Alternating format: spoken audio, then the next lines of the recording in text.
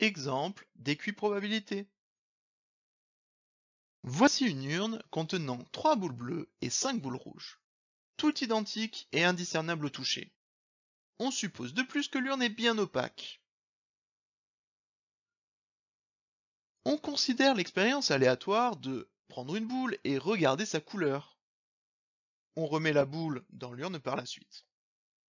Il y a deux façons principales de voir cette expérience aléatoire du point de vue des issues.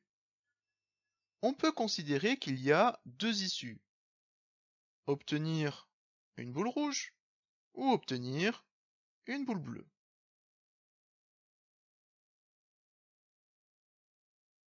Mais dans ce cas, les chances d'obtenir un événement élémentaire, c'est-à-dire obtenir une boule rouge ou obtenir une boule bleue, ne sont pas les mêmes, puisqu'il y a plus de boules rouges que de boules bleues.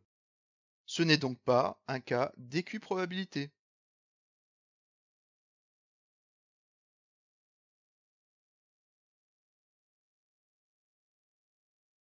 Dans un deuxième temps, on peut considérer en fait qu'il y a 8 issues possibles, en numérotant chaque boule en plus de sa couleur.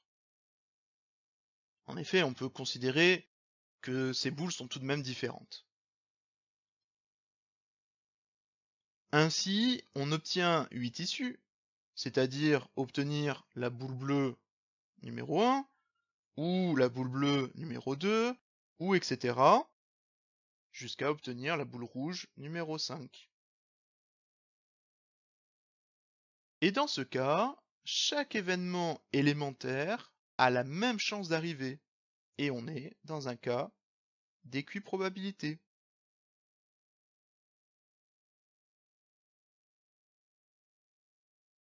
Pour l'événement R, qui est d'obtenir une boule rouge,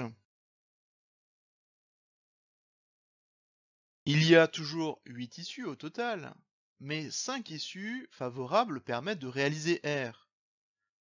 Soit obtenir la boule rouge numéro 1, ou la 2, ou la 3, ou la 4, ou la 5. Cet événement n'est donc pas élémentaire puisqu'il y a 5 issues favorables qui permettent de réaliser cet événement. Ainsi, la probabilité pour que l'événement R se réalise est de 5 huitièmes, 5 sur 8. On peut le calculer pour le transformer en pourcentage. 5 huitièmes c'est égal à 0,625, c'est-à-dire 62,5%.